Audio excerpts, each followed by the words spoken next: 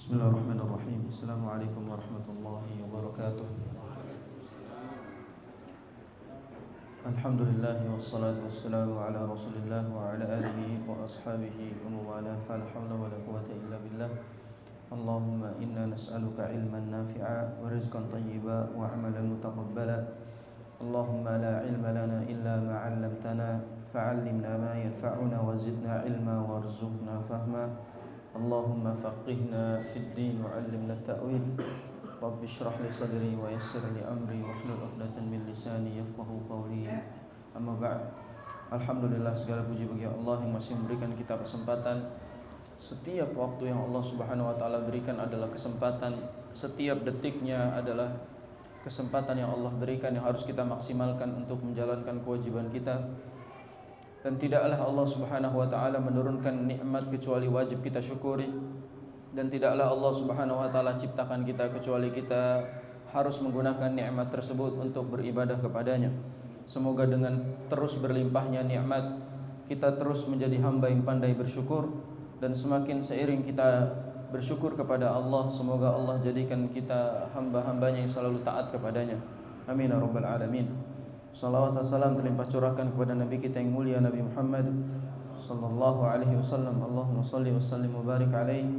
Yang mudah-mudahan Allah jadikan kita umat beliau yang mengamalkan sunnahnya setiap hari, yang menjadikannya sebagai tauladan sepanjang masa, dan semoga kelak kita diperjumpakan di surganya Allah Subhanahu wa taala bersama beliau sallallahu alaihi wasallam. Amin ya rabbal alamin. Para jamaah hibati hafizakumullah yang semoga Allah Subhanahu wa taala muliakan.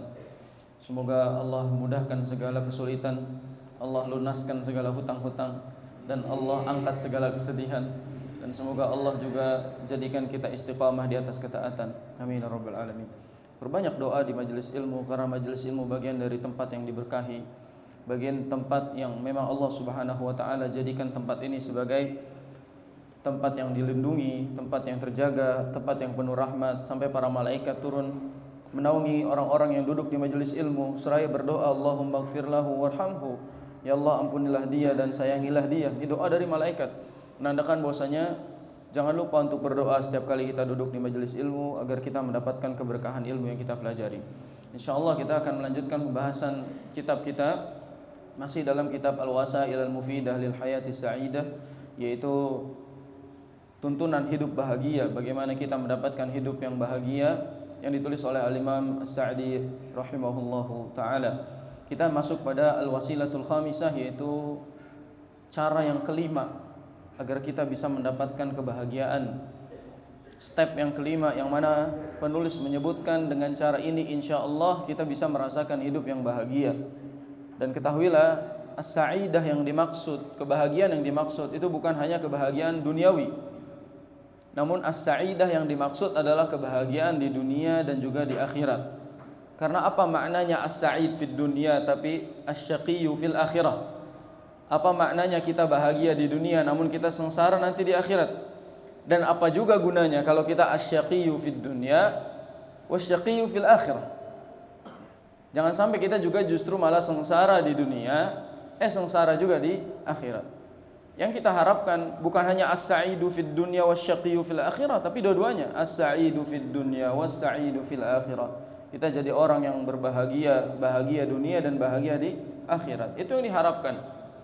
Bukan mencari kebahagiaan yang sementara di satu sisi, tapi kita berharap kebahagiaan dunia dan di akhirat. Insyaallah kita masuk pada Al-Wasilatul Khamisah, yaitu kiat yang kelima agar kita meraih hidup yang bahagia. Qala al-muallif rahimahullah, faslun wa min anfa'il asbabi li zawalil qalaqi wal humumi idza hasala 'alal 'abdi minan nakabat.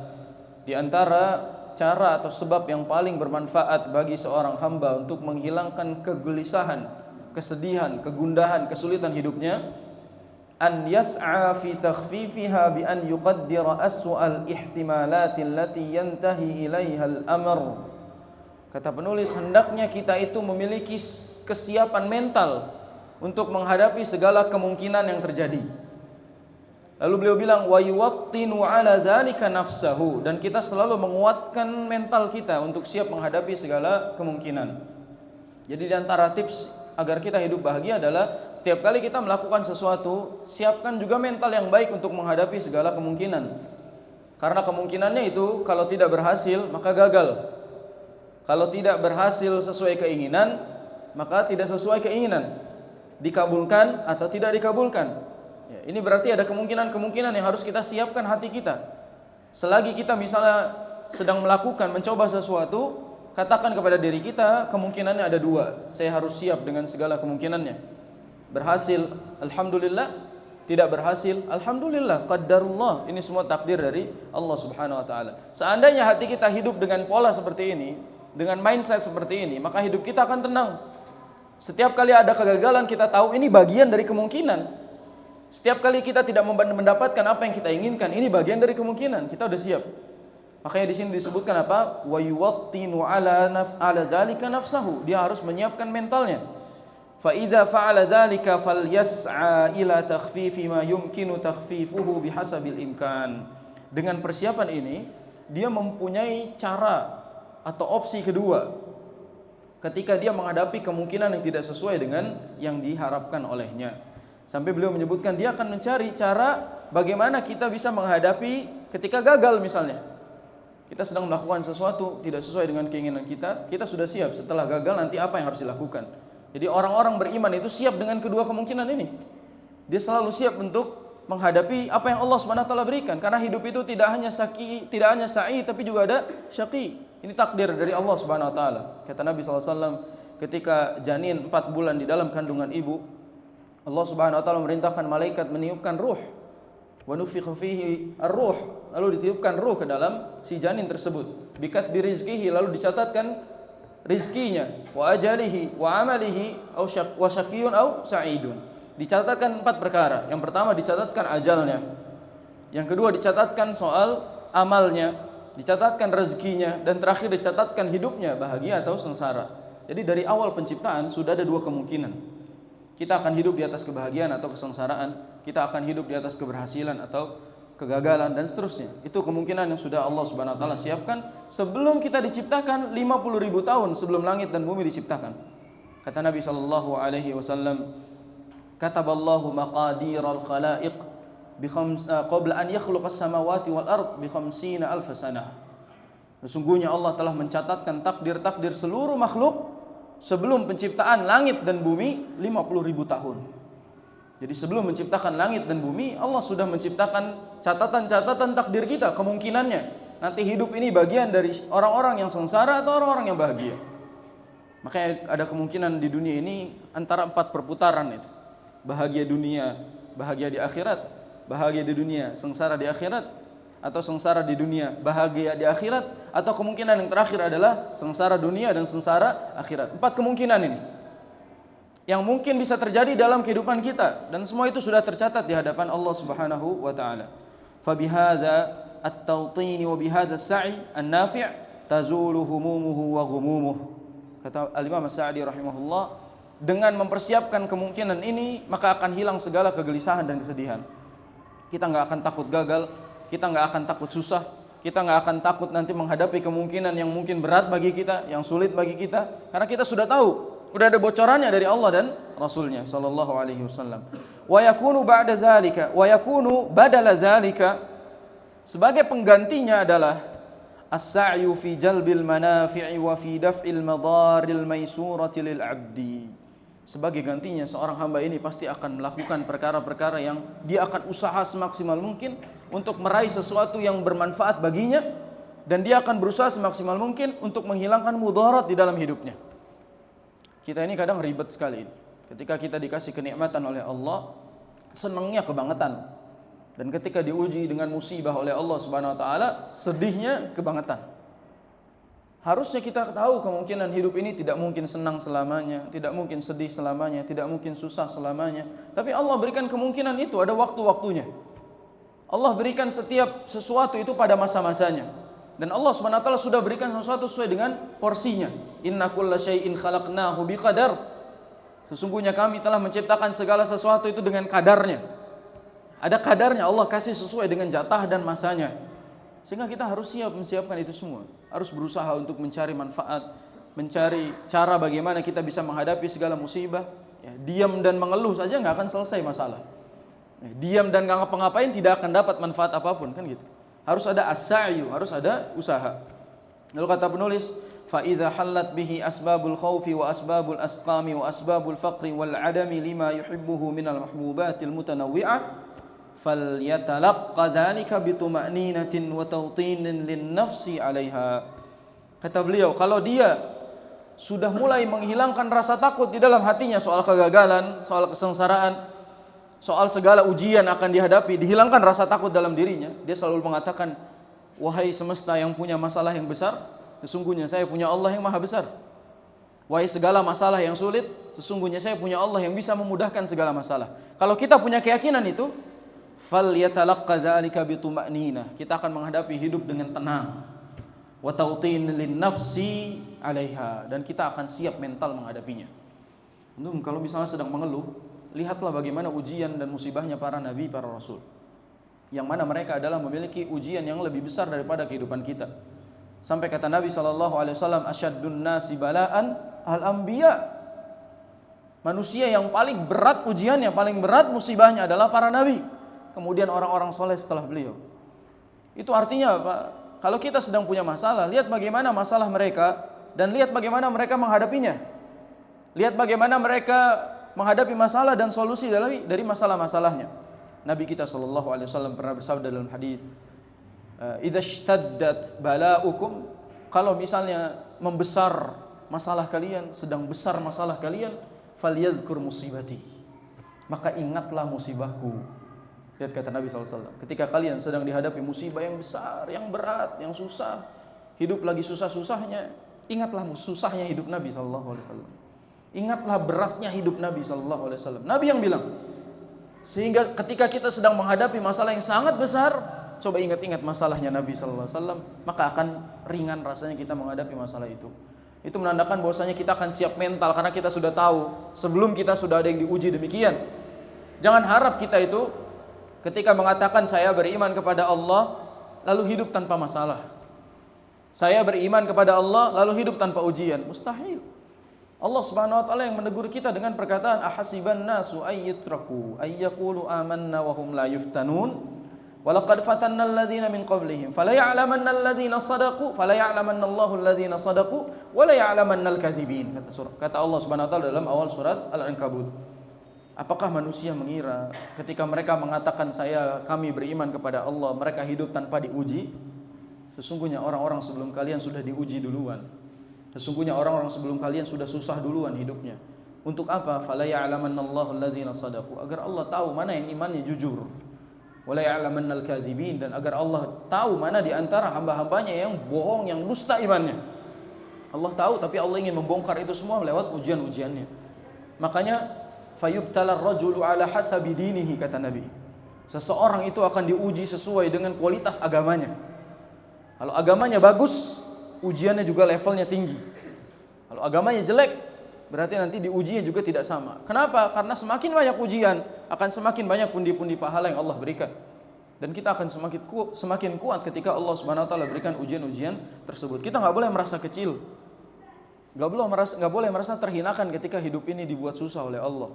Padahal itu semua bagaimana cara Allah Subhanahu wa taala mendidik kita. Allah berfirman dalam surat Al-Imran ayat 139, wala tahinu wala tahzanu wa antumul a'launa in kuntum mu'minin. Jangan kalian merasa hina, jangan kalian merasa sedih. Kalian semua itu tinggi di hadapan Allah in kuntum mu'minin, kalau kalian itu semua beriman kepada Allah Subhanahu wa taala. Berarti ini motivasi langsung dari Allah Subhanahu wa taala. Wahai orang-orang beriman, mungkin kalian hidup susah, kalian mungkin tidak sekaya orang-orang kafir. Mungkin kalian tidak semudah hidupnya orang-orang yang tidak beriman kepada Allah. Ketahuilah wa antumul a'laun, kalian itu tinggi di hadapan Allah. Kalian itu tinggi derajatnya di hadapan Allah Subhanahu wa taala in kuntum mu'minin, selama ada iman di hati kalian. Ini menandakan bahwasanya kunci dari segala menghadapi masalah itu buat mental kita siap. Dan sebaik-baiknya kesiapan mental adalah mental orang-orang yang dalam hatinya ada iman. Orang kalau dalam hatinya ada iman, dia akan siap mental dengan segala kemungkinannya. Tapi kalau sedang tidak ada iman, dia pasti akan cemen pada waktunya. Dia akan cetek mental pada waktunya. Dia tidak kuat menghadapi masalah yang Allah berikan. Ada kalanya orang sampai murtad gara-gara tidak kuat wal'iyadzubillah menghadapi masalah yang Allah berikan. Ada kalanya orang sampai menggadaikan agamanya demi seolah-olah meringankan hidupnya saat itu, padahal jangka panjang dia rusak, dia hancur.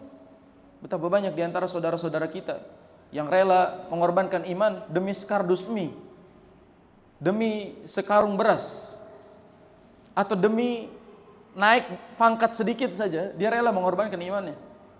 Maka bagaimana dengan kita yang nanti Allah uji lalu kita tidak memiliki kesiapan mental, kita tidak siap mentalnya dengan keimanan kita kepada Allah Subhanahu wa taala.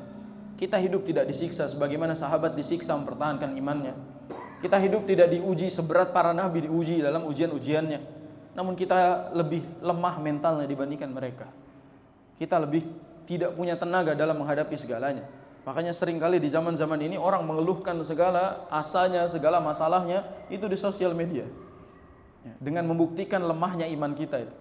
Lemahnya iman umat zaman sekarang itu dilihat dari bagaimana dia mengeluhkan masalah ke sosial medianya.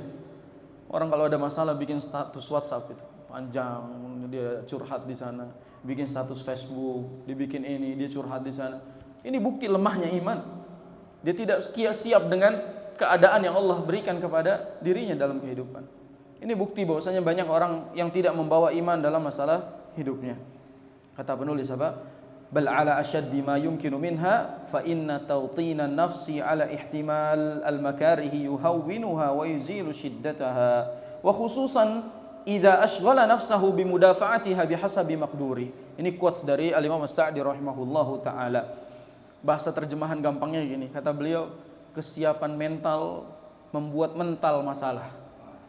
Ini quotes dari Al-Imam As-Sa'di rahimahullahu taala. Kesiapan mental membuat mental masalah. Masalah enggak ada yang tahan di dalam hidup orang yang kuat mentalnya beriman kepada Allah Subhanahu wa taala. Makanya Allah Subhanahu wa taala berfirman memotivasi Nabi sallallahu alaihi wasallam agar Nabi kuatkan mental dalam menghadapi dakwahnya. Kata Allah Subhanahu wa taala dalam surat An-Nisa, Allah Subhanahu wa taala berfirman, "Wala tahinu fi ibtigha'il qaum." Janganlah kamu merasa lemah ketika menghadapi ujian melawan kaum kamu itu. Makanya Allah Subhanahu wa taala sampai menegur Nabi sallallahu alaihi wasallam. Misalnya di surat Al-Hijr Allah sebut walaqad na'lamu annaka yadhiqu sadruka bima yaqulu. Kami tahu wahai Muhammad kamu lemah, hati kamu sakit dikata-katain sama orang kafir. Tapi apa yang Nabi suruh? Fasabbih bihamdi rabbika wa kum minas sajidin. Kamu coba ingat Allah Subhanahu wa taala dan bersujudlah. Wa'bud rabbaka hatta ya'tiyakal yaqin. Endingnya adalah teruslah kamu beribadah kepada Allah sampai al-yaqin menghadapi atau mendatangimu. Dan al-yaqin adalah kematian. Jadi Nabi SAW juga dimotivasi langsung oleh Allah Subhanahu wa taala agar siap mentalnya, agar kuat. Bukankah kita tahu kisah Nabi SAW ketika ada di fase yang disebut dengan fase tidak turunnya ayat. Ya, Nabi seringkali melewati fase di mana ayat tidak turun kepada beliau SAW. Jadi Nabi itu dari hari-harinya menanti ayat yang turun untuk menguatkan hidup beliau, untuk menguatkan dakwah beliau gitu. Ketika satu masa ayat tidak turun, Nabi sedih.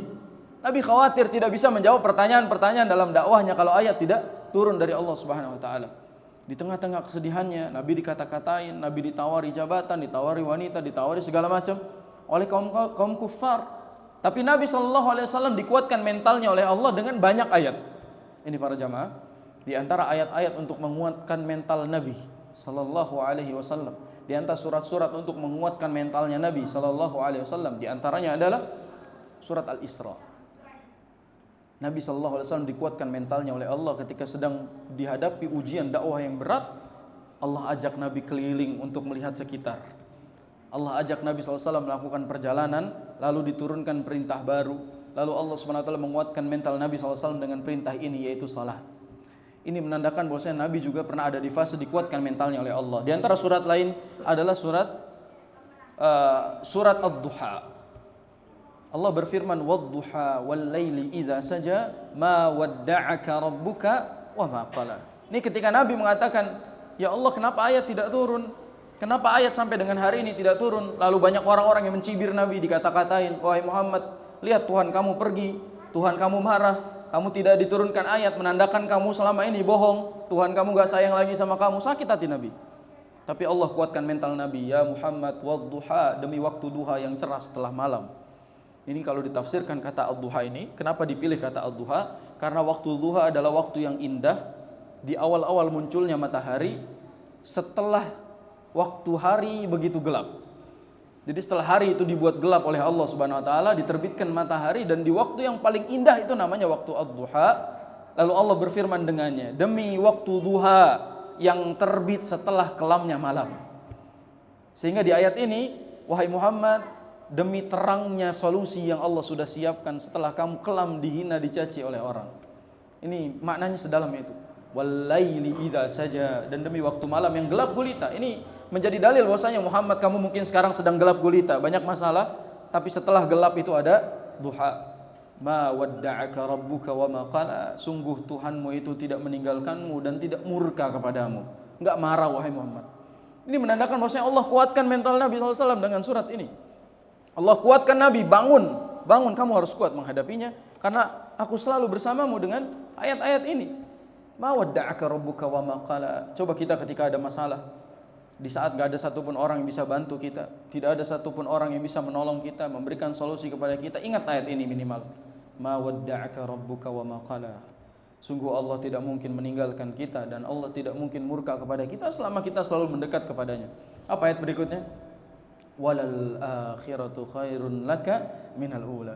Bukankah ayat ini menjadi solusi bagi setiap masalah, wahai Muhammad, wahai kaum muslimin, wahai orang-orang yang beriman, saat kalian sedang menghadapi beratnya dunia, susahnya hidup, walal akhiratu khairun laka minal ula. Sungguh akhirat itu lebih baik buat kamu, dan akhirat bisa menjadi sumber kebahagiaan kamu kelak, meskipun kamu sekarang diuji susah di dunia ini. Itu menandakan apa? Allah menginginkan kita mengetahui masalah ini akan selesai, hidup ini akan selesai, dan kita akan kembali kepada Allah. Kalau kita siap menghadapinya, kita kembali sebagai orang yang meraih kebahagiaan akhirat. Tapi kalau kita menjadi orang-orang yang gagal menghadapi masalah-masalah dunia, maka kita akan gagal di sini juga gagal di sana. Maka di sini ayat juga memotivasi Nabi SAW. Berikutnya ayat yang menguatkan mental Nabi juga adalah surat Al-Insyirah berikutnya. Allah Subhanahu wa taala menguatkan terus mental Nabi. Di surat Ad-Duha Allah sebutkan kebaikan-kebaikannya kepada Nabi sallallahu alaihi wasallam. Wajadaka dhallan fahada, wajadaka a'ilan fa'aghna. Ini bagaimana Allah memberikan, dulu kamu begini, sekarang kamu begitu, kamu bisa menghadapinya. Dulu kamu begini, sekarang kamu begitu, kamu bisa melewatinya, kan gitu. Misalnya kita katakan sekarang kita diuji dengan kemiskinan, kesulitan misalnya. Dulu kita pernah miskin tapi kita bisa melewatinya. Dulu kita pernah sakit namun kita bisa sembuh melewatinya. Jadi kita harus kuatkan mental kita dalam setiap masalah yang Allah berikan. Jangan berhenti hanya gara-gara kita merasa hari ini tidak ada solusi dan tidak ada jalan keluarnya. Padahal Allah Subhanahu wa taala menyiapkan itu. Bukankah Allah sudah menjamin kita dengan firman-Nya, cukup dengan menjaga nilai ketakwaan kita kepadanya, maka kita akan diberikan solusi dalam setiap hidup kita? Bukankah ayat ini yang dijadikan sebagai ayat 1000 dinar oleh antum? Antum menyebutnya ayat 1000 dinar. Walaupun kata 1000 dinar ini tidak termaktub dalam hadis, namun antum menyebut ayat ini sebagai 1000 dinar menandakan ayat-ayat penuh keuntungan, kan gitu ya. Ketika Allah Subhanahu wa taala berfirman, "Wa may yattaqillaha yaj'al lahu makhraja wa yarzuqhu min haitsu la yahtasib." Barang siapa bertakwa kepada Allah, maka Allah akan berikan dia solusi, dan Allah akan berikan dia rezeki dari jalur yang tak disangka-sangka. Bukankah kita tahu Allah juga bilang, "Wa may yatawakkal 'alallahi fa huwa hasbuh." Barang siapa yang menggantungkan segala harap, segala hasil kepada Allah, maka cukup baginya. Kita tahu ayatnya, tapi di kadang momen-momen tertentu membuat kita lupa. Momen-momen tertentu membuat kita seolah-olah tidak ingat adanya peran Allah dalam segala kehidupan kita. Kadang-kala sombong sekali kita ketika di beberapa momen kita berhasil, kita katakan ini semua karena usaha kita, ini semua karena pekerja keras kita, padahal itu semua bukti dari apa yang Allah berikan kepada kita. Maka para jamaah sekalian, kuncinya hanya ada pada nilai kita mendekatkan diri kepada Allah dan kuatkan mental kita untuk menghadapi segala ujiannya. Lalu penulis bilang, fayajtami'u fi haqqi tawtinun nafsi ma'as sa'yin nafi'il ladzi yashghalu 'anil ihtimam bil masaib. Dengan tadi keyakinan takwa kita kepada Allah dan kuatnya mental kita dalam menghadapi masalah, segala kemungkinannya, maka kita akan sibuk dengan itu dan lupa sama musibahnya. Kita lupa sama ujiannya. Jadi orang akan dialihkan dari kesedihan masalah hidupnya dengan cara berusaha untuk menghadapinya, melewatinya, dan berusaha untuk siap dengan segala kemungkinannya. Karena orang beriman itu hidup hanya antara sabar pindah ke syukur, syukur pindah ke sabar. Dari hari ke hari. Hari ini sabar, besok syukur. Hari ini syukur, besok sabar. Tinggal gitu aja setiap harinya. Maka episodenya hanya akan bergulir antara syukur dengan sabar. Saya sering kasih contoh beberapa contoh kisah-kisah itu di dalam Al-Quran. Selalu semua kisah yang Allah berikan bermula dengan sabar, berakhir dengan syukur. Contoh Nabi Yusuf alaihissalam. Allah subhanahu wa ta'ala uji Nabi Yusuf. Dari kecil Allah buat ia sabar berapa lama itu.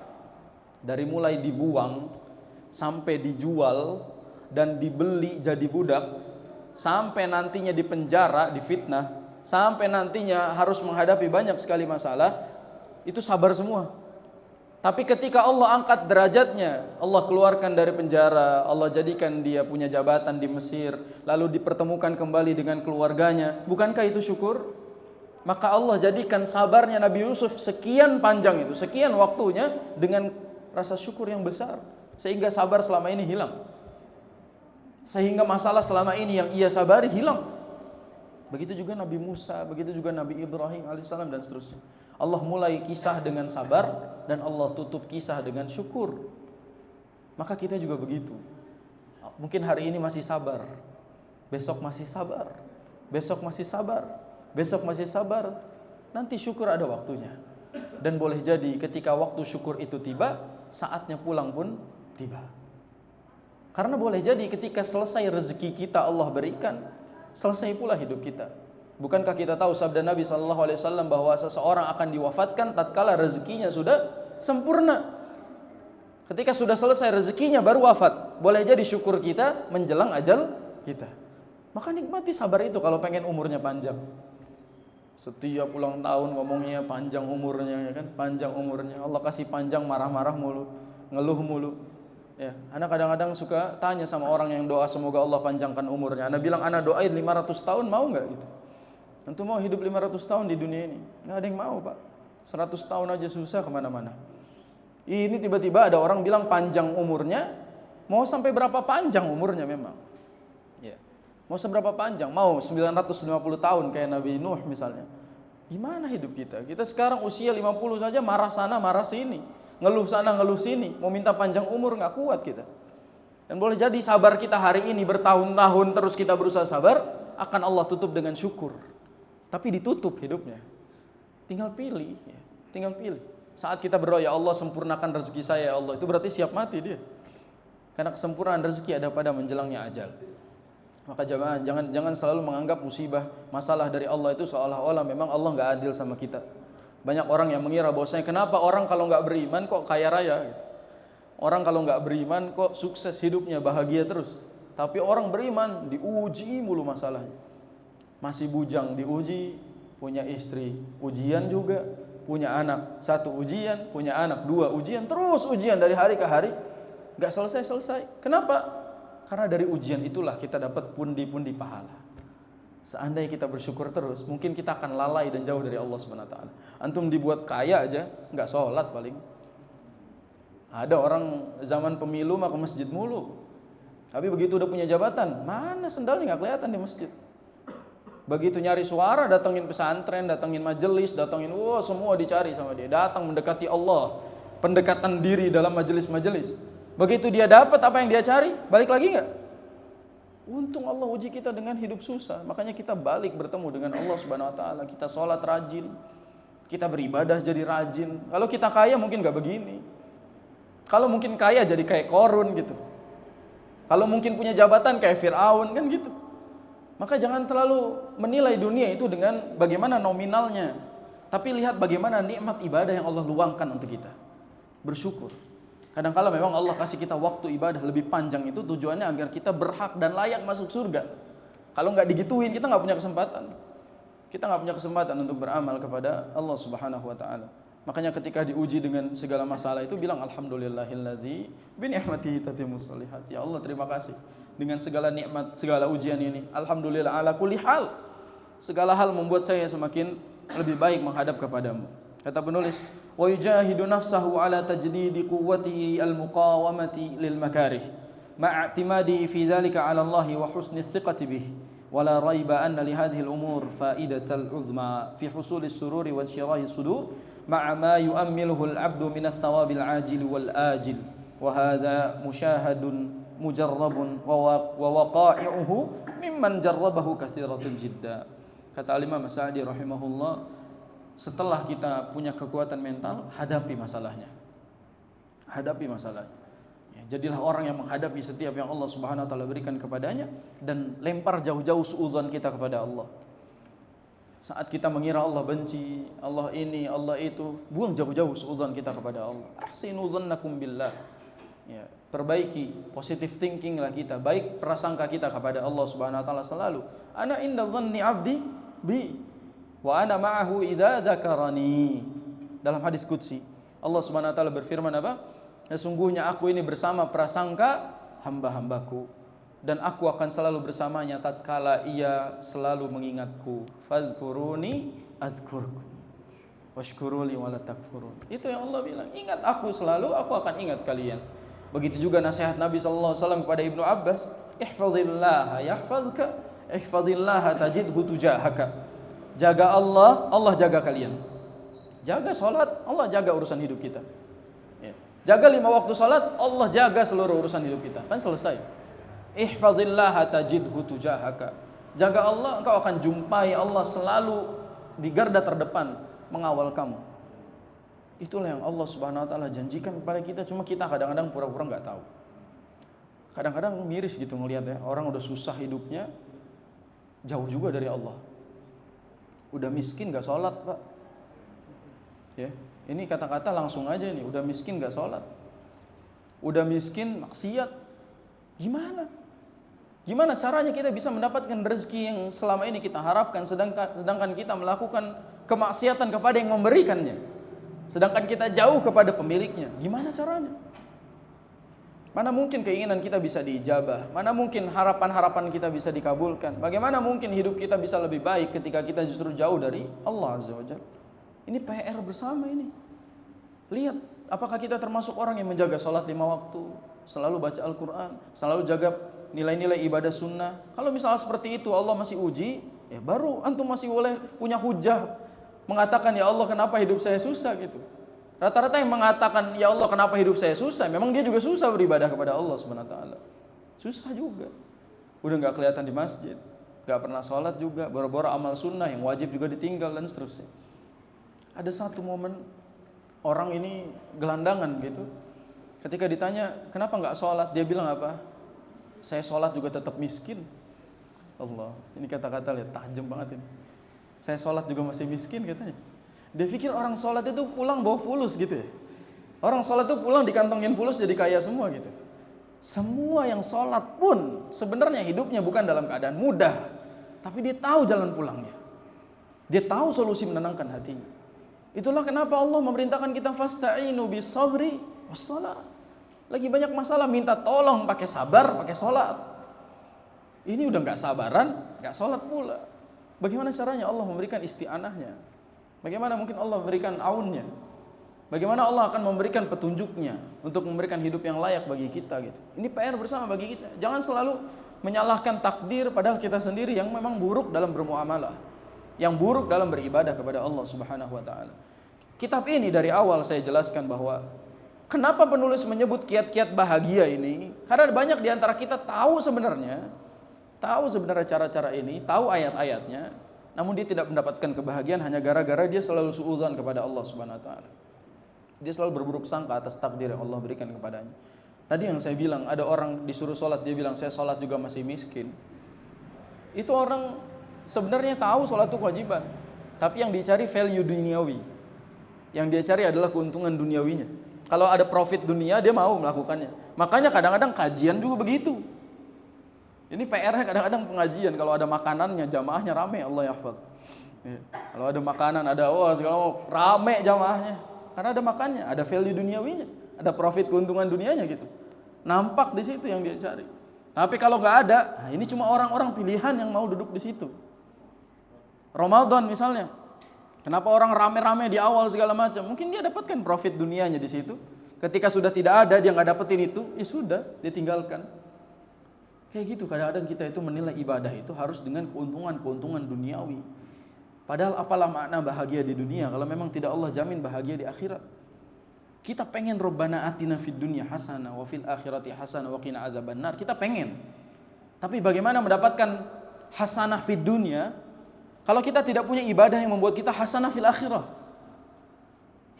Jadi caranya adalah untuk mendapatkan hasanah fid dunya, jaga hasanah kita untuk dapat kebahagiaan di akhirat. Baru kita bisa aplikasikan hasanah kita di dunia ini. Makanya kenapa Allah bilang Rabbana atina fid dunya hasanah? Bukan Rabbana atina fid dunya ginaan misalnya. Ya, kekayaan, malan. Kenapa Allah tidak sebut harta? Ya Allah berikanlah kami harta, berikanlah kami kaya di dunia. Allah bilang hasanah. Apa arti hasanah? Baik, kebaikan. Boleh jadi kita diuji dan sengsara itu kebaikan juga. Tadi kan kita bilang. Jadi jangan nilai kebaikan itu dengan nominal kekayaan, tapi kebaikan itu adalah bagian dari cara Allah membuat kita berada pada nilai-nilai baik gitu. Jadi jangan terjemahkan doa Rabbana atina fid dunya hasanah, ya Allah berikan saya kebaikan dunia itu maknanya rumah tingkat, mobil banyak dan lain-lain. Karena memang definisi hasanah itu adalah yang ada di sisi Allah Subhanahu wa taala. Kebaikan yang sudah Allah siapkan buat kita. Tapi soal Rabbana atina fid dunya hasanah wa fil akhirati hasanah, soal akhirat yang hasanah, apa hasanah fil akhirah? Wa qina adzabannar. Jadi hasanah fil akhirah adalah dukhulul jannah. Masuknya kita ke dalam surga dan jauhnya kita dari neraka Allah Subhanahu wa taala. Itu hasanah fil akhirah. Itu adalah hasanahnya, kebaikan yang akan kita dapatkan di akhirat kelak. Enggak ada tuh namanya yang disebut hasanah fil akhirah itu nanti punya rumah di sana begini, punya kendaraan di sana begitu, punya bidadari sekian banyak. Bukan itu hasanahnya. Hasanahnya cukup masuk surga. Kadang-kadang kan kita berpikir gitu, ya Allah nggak apa-apa saya masuk surga yang paling bawah aja nggak apa-apa ya Allah, yang penting masuk surga. Itu menandakan bahwa satu-satunya kebaikan di akhirat ya surga. Masuk surga selesai, nggak ada lagi kita harapkan. Begitu juga di dunia ini. Satu-satunya al-hasanatu fid dunya adalah mempertahankan iman kita. Jadi istiqamatul iman fil qalb hiya hasanatud dunya. Istiqamahnya iman di hati kita sampai kita mati itu tanda baiknya hidup kita di dunia. Jadi kalau kita mati dalam keadaan beriman, hasanah dunia udah dapat. Tapi kalau hidup di atas kekufuran, udah jelas hasanah dunia yang nggak dapat. Itu maknanya kenapa orang-orang yang hidup di dunia ketika dia mempertahankan keimanannya, lalu mati dalam keadaan beriman, dia berhasil. Allah Subhanahu wa taala mengatakan, "Ya ayyuhalladzina amanu taqullaha haqqa tuqatih wala tamutunna illa wa antum muslimun." Ini konsekuensi hidup. Kita harus hidup di atas Islam, kita harus mempertahankan iman dan jangan mati kecuali dengan keimanan. Karena itu nilai al-hasanatu fid dunya. Karena itu nilai kebaikan kita di dunia. Maka jamaah, mudah-mudahan kajian hari ini itu membuka cakrawala pandangan pola hidup kita. Membuka mindset kita agar bermindset sesuai dengan jalan iman, bukan mindsetnya orang-orang yang menganggap dunia ini selamanya gitu. Beda pola pikir orang yang menganggap dunia ini hidup selamanya dengan orang yang menganggap hidup ini sebagaimana yang disampaikan oleh Nabi, kun fid dunya ka'annaka gharib aw abirus sabil. Hiduplah kalian di dunia sebagaimana kalian itu orang yang asing atau orang yang ingin menyeberang jalan saja. Ini pola hidupnya Rasul, mindsetnya Rasul dalam hidup. Jadi kalau kita pengen melihat pola pikir, lihatlah pola pikir orang beriman, jangan ngelihat orang yang dikit-dikit nyuruh kerja, kaya kan gitu. Dia nggak mikir matinya. Ya. Yang harus kita pikirkan adalah kerja, bahagia, mati bahagia. Kerja, bahagia, mati bahagia. Nggak mesti kaya, yang penting kerja, yang penting bahagia, yang penting mati bahagia. Selesai. Simpel aja. Jangan bikin sulit hidup kita dengan target-target hidup gitu. Saya dulu nyesel ya, diajarin di sekolah bikin life plan, tapi life plannya dunia doang gitu. Guru-guru ngajarin life planning, bikin life plan sampai umur sekian, kamu mau jadi apa, sukses, punya mobil berapa dan lain-lain. Saya pikir satu-satunya life plan seorang manusia adalah masuk surga. Tapi puncak kesuksesan dia di dunia adalah dia istiqomah di atas iman, selesai. Sejauh itu sebenarnya yang kita pengen cari. Tapi kadang-kadang kita pusing sendiri dalam meraihnya. Semoga kajian hari ini bisa membuka pola pikir kita lebih baik dalam memikirkan tentang dunia ini dan tidak menjadikan alasan kesedihan, kesulitan hidup itu sebagai penghambat kita beribadah kepada Allah. Sholat ya sholat gitu. Diuji ya diuji. Jadi jangan mentang-mentang lagi miskin gak mau sholat gitu.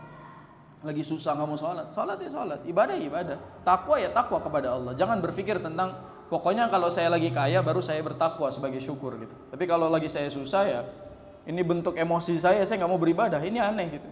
Dia malah makin menjauhkan dirinya dari sumber kebahagiaan. Saya doakan semoga yang berbicara di sini dan yang mendengarkan apa yang saya ucapkan, Allah berikan dia hasanah fid dunya dan hasanah fil akhirah. Dan Allah jadikan hasanah di dunianya itu hasanah buat kehidupannya dan hasanah buat kualitas istiqomah hatinya. Juga semoga yang ada di hadapan saya sekarang, yang duduk di majelis ini, semoga Allah pertemukan kita di surganya kelak. Semoga Allah masukkan kita ke dalam surga. Dan semoga Allah Subhanahu wa taala buat kita nanti bisa ngumpul lagi di sana. Nanti kita bisa ngobrol lagi di sana, kita bisa duduk lagi memperjelas apa yang pernah kita kaji di majelis ini. Tolong jadi saksi di hadapan Allah Subhanahu wa taala bahwa kita pernah duduk bareng di majelis ilmu. Tolong jadi saksi di hadapan Allah kalau kita pernah ketemu di tempat yang baik ini. Nanti bilang sama Allah, kita pernah duduk bareng di sini. Mudah-mudahan itu bisa menjadi hujjah kita untuk bisa masuk ke dalam surganya Allah Subhanahu wa taala. Amin ya rabbal alamin. Kita tutup majelisnya supaya Allah ampuni dosa kita di majelis ini menjelang Isya ini. Subhanakallahumma bihamdika asyhadu an la ilaha illa anta astaghfiruka wa atubu ilaik. Barakallahu fikum wa sallallahu ala nabiyyina Muhammadin wa ala alihi wa ashabihi ajmain. Kurang lebihnya mohon maaf. Assalamualaikum warahmatullahi wabarakatuh.